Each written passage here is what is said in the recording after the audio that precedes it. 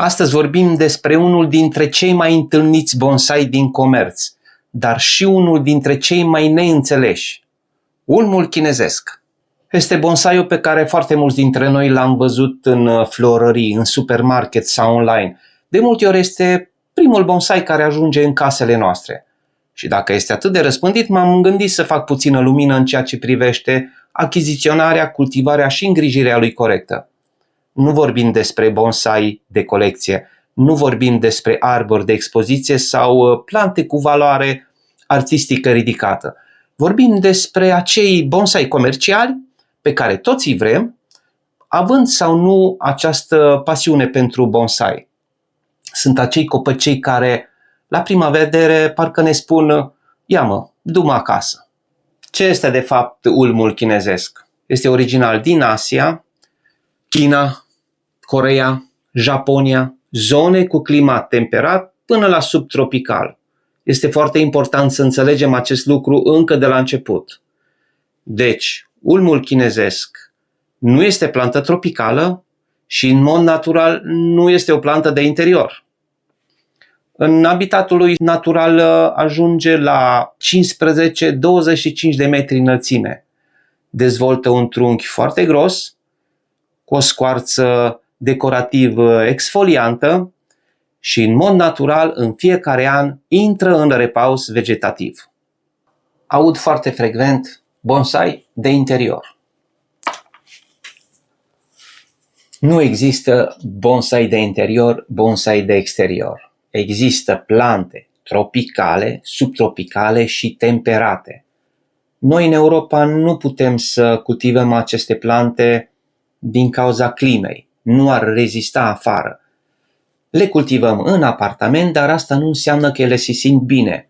Plantele în apartamente supraviețuiesc.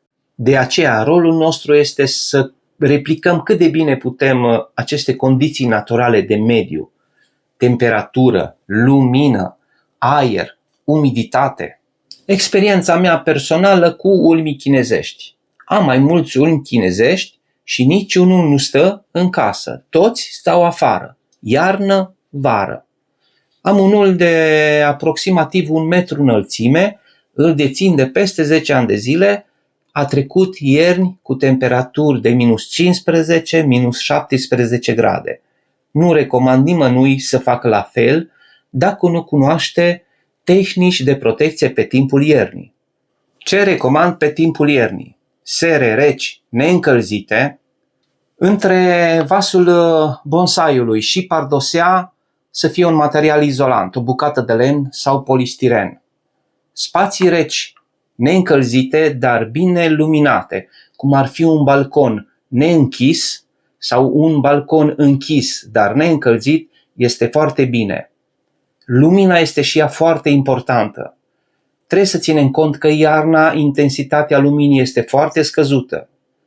Dacă mutăm planta de la fereastră la doar 1 metru, intensitatea scade cu alți 50%.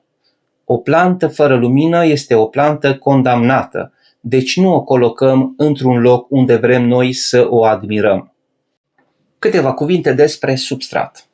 Toți acești copăcei, atât cei cumpărați recent, cât și cel pe care l-am ținut afară tot timpul anului, au același tip de substrat, această turbă. Asta ce înseamnă? Înseamnă că nu substratul este de vină atunci când plantele noastre pierd frunzele. Vina cea mai mare o avem noi. Nu substratul omoară copăceii.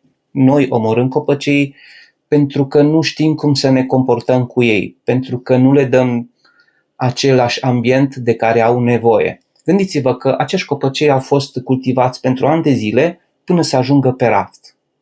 De ce în toată această perioadă de timp copăceii se dezvoltă bine?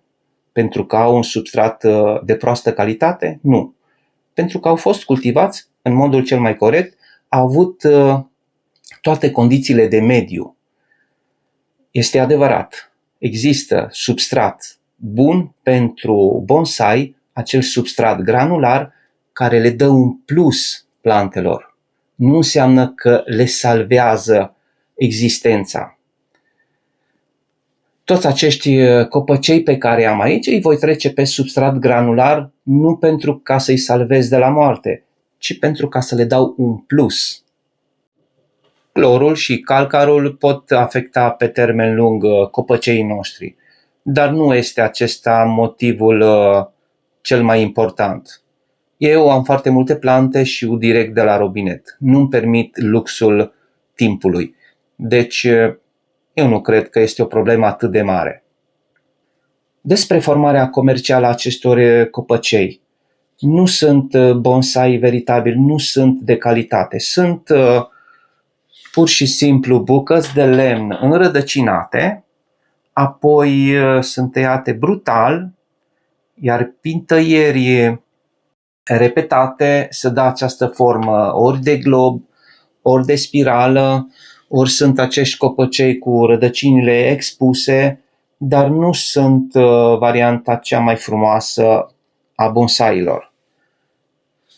Se văd defecte evidente atât la nebarii, cât și la trunchi, cât și în partea de coronament. Cei care vă mulțumiți cu o plantă care să semene cu un bonsai, este suficient atât. Le mențineți sănătoase și totul este ok. Munca cea mai grea de acum începe. Vom face corectări la toate aceste plântuțe, atât la nebarii, cât la trunchi, vom face ramuri, vom crea ramuri noi, vom crea un coronament nou, dar asta va fi doar pentru abonați, cei care vor să meargă mai departe cu cultivarea acestor copăcei, să-i transforme în plante cât mai frumoase. Acestea au fost informații de bază, informații pentru cei care sunteți la început, ca să reușiți să mențineți plantele voastre în sănătate, să le mențineți sănătoase. Până la următorul video, eu vă spun la revedere!